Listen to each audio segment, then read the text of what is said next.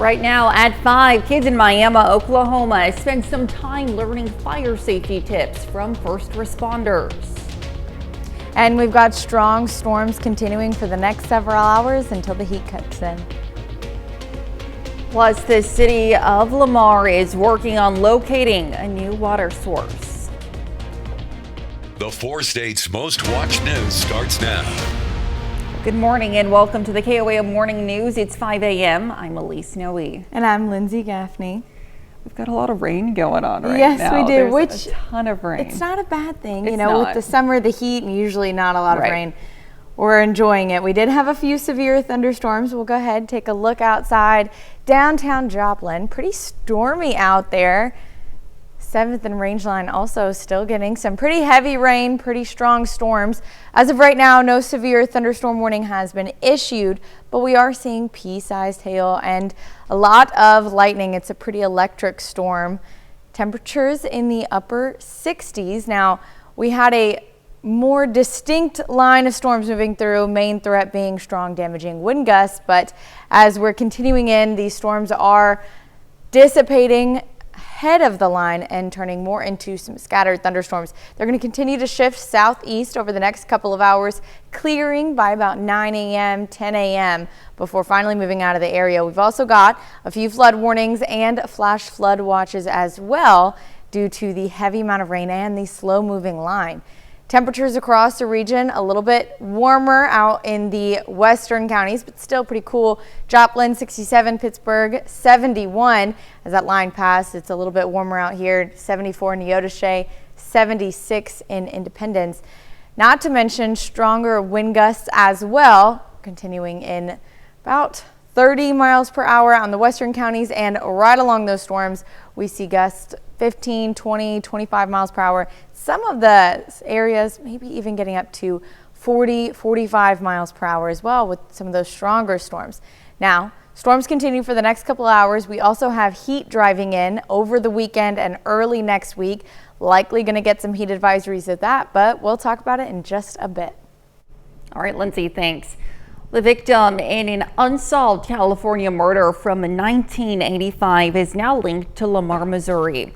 Authorities have released this sketch of an unidentified woman whose skeletal remains were discovered in Newark, California in 1985. They say she had been shot and killed up to a year before. She was between the ages of 25 and 36, was 5'6" to 5'8" tall, and had brown, red, or auburn hair. Now, DNA testing shows the victim was a descendant of a former Lamar, Missouri resident, Marianne Marie Helms Thorburn Richardson, who was born in Lamar in 1932. Richardson is now deceased, and investigators say it's likely the victim was placed for adoption as an infant, possibly in the late 1940s. Investigators want to hear from anyone who has information about the adoption or the victim's identity. You can find much more about this case on our website, KOAMnewsnow.com. Well, firefighters in Miami, Oklahoma hosted a fire safety class for local kids.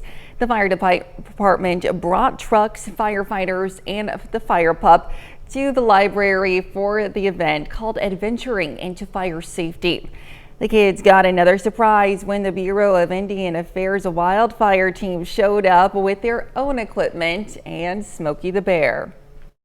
You know, talking to kids about this, promoting this event, there are so many kids that have no idea really about wildfires, wildfire safety, that kind of thing. Nobody knows who Smokey Bear is anymore, that kind of thing. So I'm really excited to teach kids about this today. The Miami Public Library's next event will be a Summer Lego League next Tuesday at 10 a.m. The Southwest Missouri School now has a wheelchair accessible garden thanks to a donation of supplies and labor. The Oakview State School in Monette, Missouri serves students with severe disabilities. The Lowe's store there provides the materials, and Lowe's employees assembled the garden on the campus this week. The city of Lamar has begun drilling a second water well to help improve the town's water quality. KOAM's Anthony Saviello has more. Going the well provides several benefits. One's water quality, Two is water flavor should improve, but also it lowers our treatment cost. It lowers the chemicals we have to put in to treat the water, lowering that cost and improving the water itself. This well being drilled in Lamar is a part of a bigger $3 million project. This is coming through state and federal funding through the ARPA program. So the city's portion is about $600,000 whenever you look at both projects together. We're also replacing water lines with this project, but we still think it's going to be a positive effect for our citizens. This secondary well will allow the current redundant water source of Lamar City Lake to no longer be necessary. We have to have a redundant water source to make sure we can provide our customers and our residents. Currently, we still are connected to the city lake, and our goal is to move away from the lake and provide only well water. This drill uses air compression to dig into the ground. It is currently drilling at 50 feet an hour. The foam substance being ejected from the machine is what is used to bring the broken rock and dirt to the surface. Once it is all said and done, this well will be 1,200 feet deep. For reference, that's nearly the same height as the Empire State Building. Reporting in Lamar, Missouri, Anthony Saviello, KOAM News. For residents who may be concerned about the water quality, the city does an annual quality report, which you can find on our website, KOAMnewsnow.com.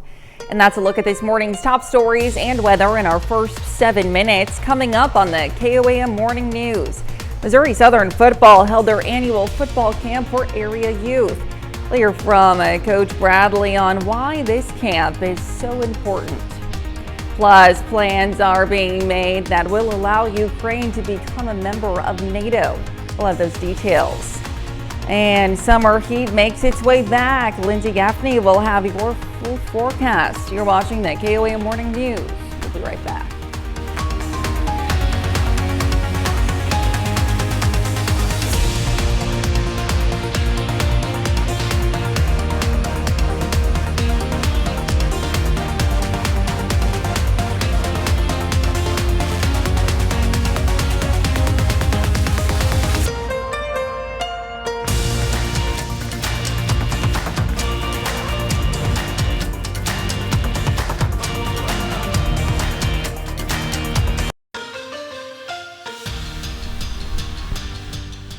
Southern football is still a month and a half away from kicking off the season. The Lions host hundreds of high school players to their annual prospect camp. Players who participated in the camp range from ages 8th grade to seniors in high school, and the camp provides an opportunity for football players in the 4 states to be coached in front of a college coaching staff. MSSU head coach Atiba Bradley hopes that the kids participating in this year's camp take home a valuable experience. We're all about, if they can take one nugget back to their team to make them a better O lineman, D lineman, wide receiver, then we've done our job. Some of these guys, yeah, absolutely, we're recruiting, but primarily we're trying to give them something that they can get better at over the summer. A lot of it is the same things their high school coaches are teaching, but you know how it is. Sometimes when a college coach says it, it's different. Again, just fine-tuning those fundamentals so they're ready for their seasons. State women's soccer continues to work hard for their inaugural season. Yesterday morning, the team announced the addition of 8 new transfers for the program. Here's a look at the newest members of Pitt State soccer. 4 of the 8 newcomers are transfers from junior college programs. Starting off the list with Macy Clements, Adriana Delgado, Dylan Efi-Garter, Aviana Gonzalez, Sailor Jensen, Abby Light, Carson Lynch, and Abby Williams. The second half of Pitt State's signing class all come from the transfer portal. The Gorillas will compete in their first exhibition match this August. Well, a Webb City basketball player announced Wednesday night that she is headed to the next level. Sam Mancini is a 6'6" forward, announced on her social media platforms that she has committed to the province women's basketball program. Mancini spent her sophomore season with the Webb City Cardinals as she was selected to the 2023 first team All-COC girls basketball team. Then Mancini spent her junior season with the Link Academy girls basketball team. She still has 1 more year of eligibility remaining in her high school career. Outlaws and Marshals met once again, and Joplin has been in a slump, only winning one of their last 7 games. And the struggles continued as the Marshals win in a blowout fashion as Fort Smith beats Joplin 16-5 in 7 innings. Over to the Mink League, the Nevada Griffins continue their road trip. Nevada led the entire ball game until the 9th inning. Sedalia wins the game by a walk-off triple. Griffins lose a tough one, 4-3, the final score. Indianapolis was picked to host the 2026 Final Four, but not only that, it was also host the 2026 Division II, Division III, and NIT championship games as part of its Final Four weekend. The Division II and Title III games are scheduled for April 5th and will be held at Gainbridge Fieldhouse, the home of the NBA's Indiana Pacers. Well, still to come, 20% of people worldwide struggle with dyslexia. We're going to see how AI is coming to help.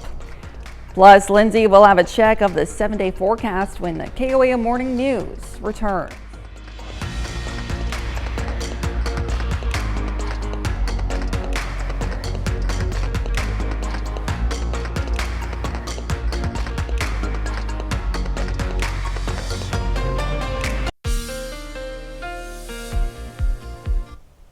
Well, it is a pretty stormy start to our Friday morning out in 7th and Rangeline, still raining pretty heavy.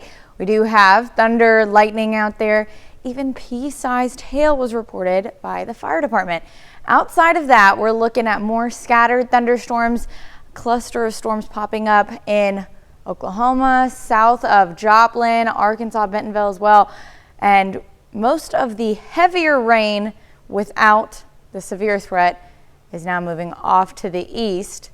Joplin's still getting hit pretty hard with some storms, and again, like I said, some hail as well. So we've got a flash flood warning. This is for just south of Pittsburgh, Columbus, Weir, Pleasant View, Carl Junction, Joplin, Baxter Springs. This flash flood warning is until 10 a.m. this morning, and as you can see, we've got some pretty heavy rain in that area, and it's been raining pretty heavy since about 1 a.m. this morning. We also have a stronger storm right here just southwest of Columbus. It's going to continue to shift southeast. So as it moves through, going just south of Columbus, might expect some larger hail and wind gusts up to 60 miles per hour. Now we've got mostly just isolated storms right over our area. Those are going to continue for the next several hours. They do clear by about 9 a.m. Then we have a break for the rest of the day. Some more storms roll in tomorrow morning as well, but really what we're going to focus on the next couple of days is going to be the heat. Today, not too bad. We've got a minor risk of heat for all our counties in Missouri, a little bit higher of a risk, moderate out in Kansas and Oklahoma. That increases tomorrow. Everyone's on moderate risk with some patchy major risk out there, especially in our western counties. Then we move into Sunday. Major risk for most of our counties. We already start to see that extreme risk creeping in to the north. And then as we move into Monday, it gets really hot. Humidity starts to really ramp up by the beginning of the week next week. And that's where we're going to start to see that extreme risk creep back in. We know we've had a nice couple of days there after a few cold fronts pass through where we really got to enjoy the cooler weather. But unfortunately, the heat is returning. We've got temperatures today getting up to upper 90s. Well, it's going to feel like that with the humidity values, especially with all the rain that we got this morning. It's going to be pretty hot, pretty muggy tonight. Then tomorrow as well, it's going to feel like a little bit better, feel like mid 90s out in the west, upper 90s, even reaching heat index up to 100 degrees in Fredonia, Sedan, and Nowata. Then we'll also look at the humidity values as well. Today, it's going to feel a little bit more humid than tomorrow will be. We've got a lot of storms, a lot of evaporation going on. So especially in our north and eastern counties, up to 50%. Humidity values 55 in Fort Scott. Anything above 40% with temperatures above 90, it's going to put a heat index in the upper 90s and even reaching triple digits. Now as we move into tomorrow, a lot drier. We still have some patchy areas of higher humidity, but everyone under 40%, it's going to feel a lot better tomorrow. Even though temperatures are still going to be in the mid to upper 90s, it won't feel too bad. Now we've also got wind gusts up to 30 miles per hour continuing for the morning. We do clear out. Temperatures drop down to upper 70s for our low tonight. We've got these storms still sticking around for the next couple of hours, 6:30. They start to shift south of Joplin about 8 a.m. and then starting to push out of our region by 10 a.m., 11 a.m. We clear out for the rest of the day. Again, we've got more storms moving in tonight and in the early morning hours on Saturday. Not looking at anything severe, but we'll keep an eye on that. Temperatures really ramp up the beginning half of the week, and we'll be back with more news after this. Topping Health Watch this morning. Kids who live in homes where adults use e-cigarettes are exposed to significantly less nicotine than kids in homes where adults use traditional cigarettes. That's the finding of a new study. It looked at a survey focused on nearly 1,800 kids ages 3 to 11 and determined nicotine levels using blood samples taken from 2017 and 2020. The kids with the most nicotine exposure by far were those who lived with people who smoked traditional tobacco products like cigarettes. The researchers say to keep kids completely nicotine-free, people shouldn't smoke or vape around kids at all. And a new study from the American Cancer Society suggests nearly half of adult cancer deaths in the U.S. could be prevented by making lifestyle changes. Researchers also found roughly 40% of new cancer cases among U.S. adults 30 and older could be attributed to preventable risk factors. Smoking was by far the leading risk factor. According to the study, cigarettes continue to nearly 1 in 5 cancer cases and nearly a third of all cancer deaths. Dyslexia affects as many as 20% of people worldwide, and it can be challenging to treat. Michael George shows us how artificial intelligence is being used to help people with dyslexia. Megan Odell says her dyslexia caused her to struggle inside and outside the classroom. Just trying to communicate because I had all these things I wanted to say and I wanted to express myself, but I couldn't even do a simple thing of just talking. Dyslexia is one of the most common learning disabilities, affecting more than 40 million people in the U.S. It can make both speaking and reading a challenge. The disorder happens because there are inefficiencies in the brain for language processing. Dr. Coral Ho is a clinical linguist and helped create Dissolve. Bays, band, bore. It's a computer program that uses games to help treat dyslexia. Using AI, it adapts to someone's individual needs. If Dissolve AI finds that a student has an error with item 1, it will continue to probe that. Why is the student having this problem with item 1? What is the source of that difficulty? And that's what we call responsive intelligence. Pack. Dissolve costs $1,000 a year. Dr. Ho says the program is needed because there aren't enough teachers to work with every person with dyslexia individually. Because of the amount of resources that's required to do something like that, half the students with dyslexia are locked out of getting any kind of special services. Odell says Dissolve has helped her enjoy reading more. I hated reading, I hated writing, I hated speaking, I hated all of it, and now reading is one of my favorite hobbies. There is no cure for dyslexia, but treatment can improve reading skills and make a big difference. Michael George, CBS News, New York. Dissolve isn't intended for anyone with dyslexia from kindergarten and up. And that's a look at some of today's top health stories. You're watching the KOAM Morning News. Well, we've got storms continuing over the next several hours. Some could be strong. As of right now, we don't have any severe warnings for any of these storms, but we're going to keep an eye on them. They'll continue till about 9 a.m. Then we clear out. Got a pretty warm, muggy day in store for us, but it's at least going to be sunny this afternoon. We'll talk more about it in just a bit. Right now at 5:30, a local fire department receives a grant to help update their equipment. And we've got strong to low and severe storms continuing for the next couple of hours. Plus, President Biden held a press conference yesterday to address multiple concerns in the coming presidential race. The 4 states' most watched news starts now. Good morning and welcome to the KOAM Morning News. It's 5:29. I'm Elise Noe. And I'm Lindsay Gaffney.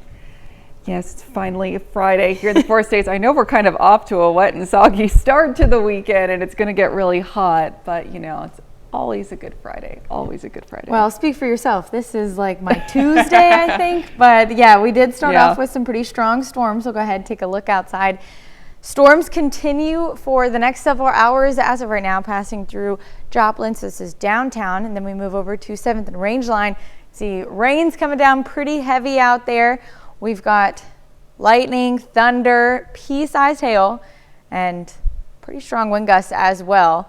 Now, feels like 66, temperature's about 66 degrees out there, a little cooler start to the morning as well.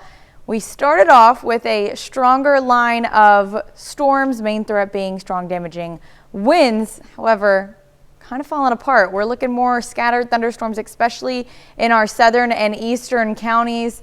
Joplin's getting hit pretty hard. We've got a cluster of storms out in Oklahoma and even in Arkansas as well. Pretty heavy rain, like I said, continuing for the next several hours. After that, temperatures do start to warm up. Right now, starting off in the lower 70s, upper 60s. We're going to continue to warm up to the mid to upper 90s today, and it's going to be pretty hot and muggy as well.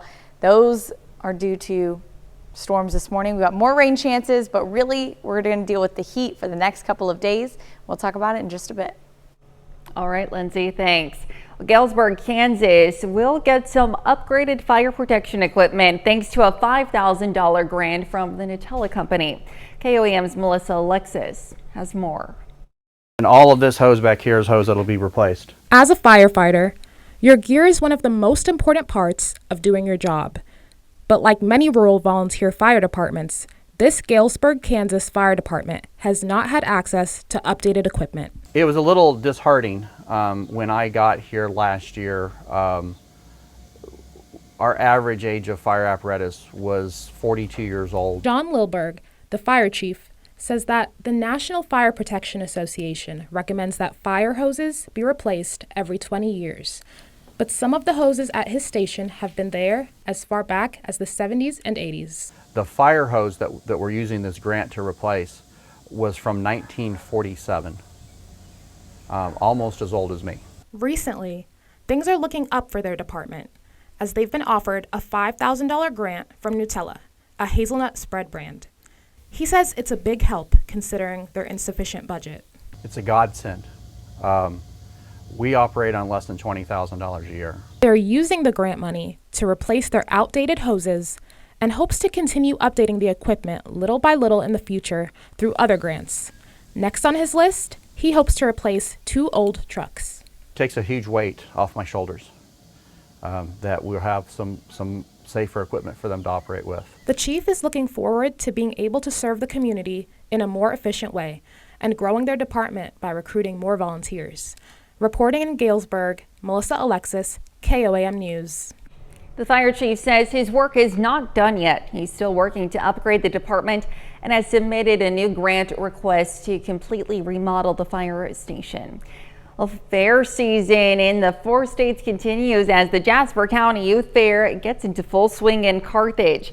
Yesterday, it kicked off with a market steer show, and young exhibitors also showed off their sheep and pigs. One exhibitor says the urge to show animals came from her siblings. My siblings, actually, all my siblings did cows, and I was always the one that ran around doing all the things for them, and I was like, well, I want to do it, and you guys can run around for me. Well, now they're too old to run around, and so I run around for myself. If you're interested in checking out the Jasper County Youth Fair, there's still time. The event runs through Saturday. You can now visit the Webb City Farmers Market on Thursdays. The next 3 Thursdays, the market is open from 4 to 7 p.m. It has more than fresh produce. The market also offers board games, free kids meals, and an opportunity for kids to dig into some fun on the kids garden. For a $35 fee, you can also learn the art of flower arranging. The Thursday hours run only through August 1st, but the market is open every Tuesday from 4 to 7 p.m. through October 15th, and it's open every Saturday morning year-round.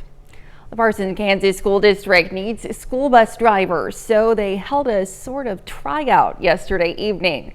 Interested residents were able to come out and try their hand at driving a bus in a safe, controlled environment. Officials say this is a way to help remove some of the fear and intimidation that may keep people from applying to become a bus driver. You get to know kids, and you get to know kids in this community, and there are a lot in need of just love. And then when I became a driver, I was afraid I'd miss out on some of that, but I really haven't. I have kids that have been on my bus for 4 years who give me a hug every day or tell me, "Have a nice day, Miss Amber." Or I have ones that I do meet at Walmart who run up and just hug me, and their parents are like, "Who are you?" And I'm like, "I'm their bus driver."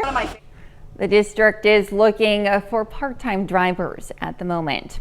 President Biden says he intends to continue his campaign as he took questions from reporters last night. The president faced a crucial test in his efforts to reverse course after last month's debate sent his re-election efforts into a tailspin. Skylar Henry reports from the White House on the president's hour-long news conference.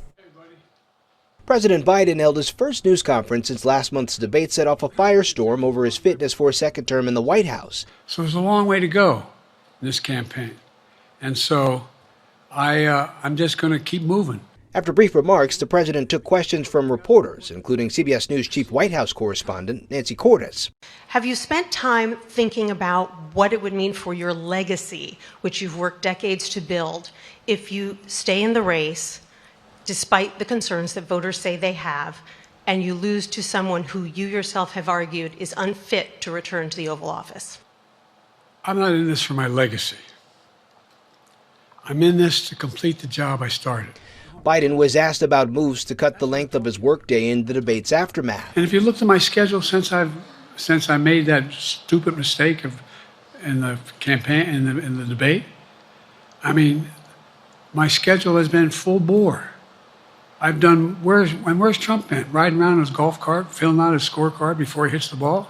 Thursday's high-stakes event marks the end of NATO's Washington summit and his first solo news conference in close to 8 months.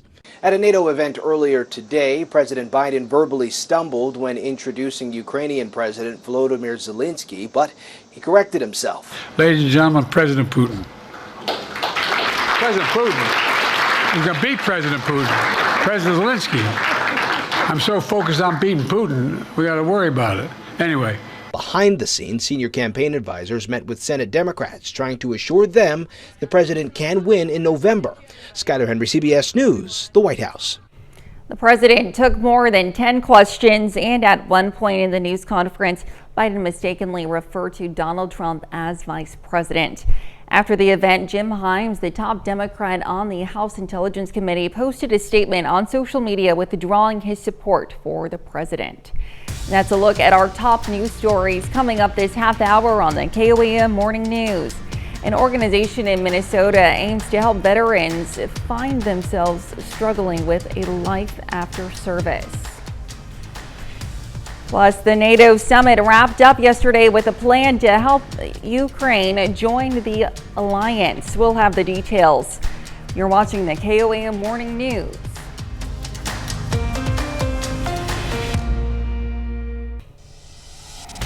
Topping World Watch, critical eyes continue to watch President Joe Biden as day 3 of the NATO summit begins in Washington, D.C. Biden greeted NATO member leaders yesterday at the summit's second working session. It's a crucial time for the president as he meets with world leaders, all while facing growing calls to step down from the 2024 election. A growing number of congressional Democrats and donors have been calling for the president to drop out of the race, citing concerns about his age. A fire breaking out at a medieval cathedral in northern France. The spire at the Rouen Cathedral started yesterday. The church is the tallest church in France and among the tallest cathedrals in the world. It's famously known in paintings created by Claude Monet. Local officials say the cathedral was evacuated following the fire. A safe perimeter is now in place around it. This fire comes 5 years after the iconic Notre Dame Cathedral in Paris went ablaze. Well, 7 people are hurt in the 5th running of the bulls during the annual San Fermin Festival in Pamplona, Spain. The bull run dates back to the 13th century and races take place every morning during the festival. Local media report 7 people were hurt yesterday and many more fell trying to flee. The event is free for anyone to participate in the race, where the bulls chased the runners through the streets, lasted for 2 minutes and 33 seconds. The NATO summit kicks off in Washington. It's generating questions about Ukraine's desire to join NATO. The Biden administration is hinting at a possible answer, and it says this week NATO will unveil the, quote, bridge Ukraine must cross to become a member. Amy Kiley has details. You will see additional specificity about Ukraine's bridge to NATO. The Biden administration promises NATO will reveal this week steps Ukraine needs to take to become a member. Today is the first day of the NATO summit in Washington, marking 75 years of the alliance. The NATO alliance will announce significant new steps to strengthen its military and political partnership with Ukraine, to help Ukraine continue to defend themselves today and to deter Russian aggression well into the future.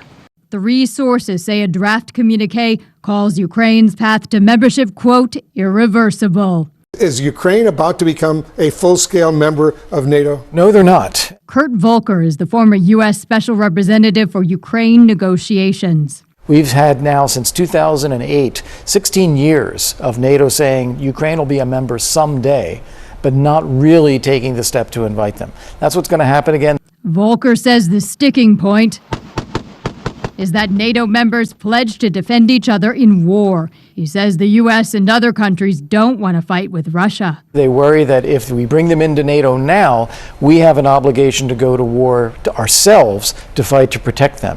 But U.S. officials say NATO has other plans to help Ukraine. You will see new military, diplomatic, and economic support announced for Ukraine. I'm Amy Kiley reporting. That's a look at some of your biggest headlines from around the world. We'll be right back.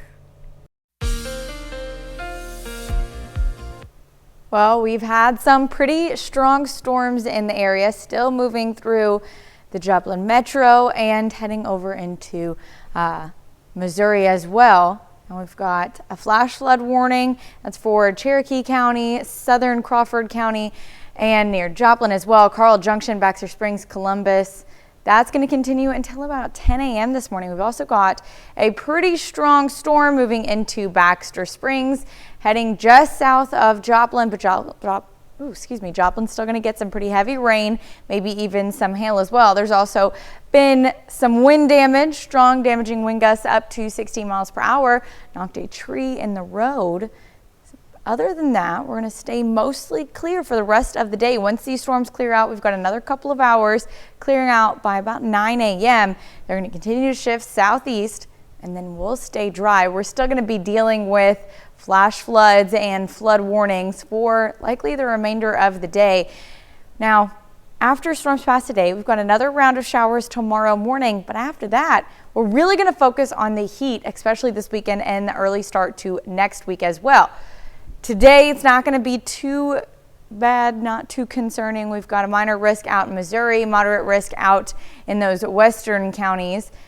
Ramps up a little bit as we move into tomorrow, but again, we still have some rain showers that might keep us a little bit cooler on Saturday, but moderate risk for most of our counties and a few patchy areas of a major risk. Then we move into Sunday. It's not going to be the hottest day on the forecast, but we're really getting warm.